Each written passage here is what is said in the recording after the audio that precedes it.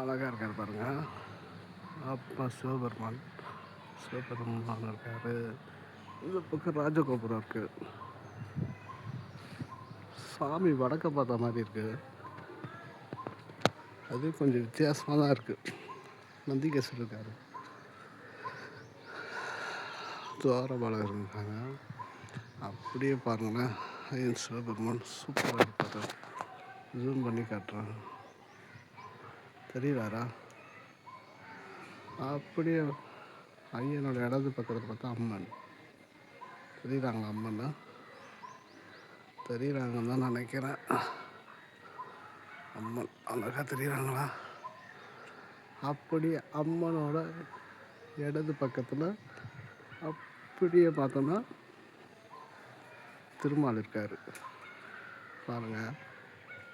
அது main entrance. இது கோயிலோட கோபுரம். இதுதான் கோயிலோட கோபுரம். என்னமோ சாமி வடக்கு பார்த்த மாதிரி இருக்கார். அதான் ஆச்சரியம்.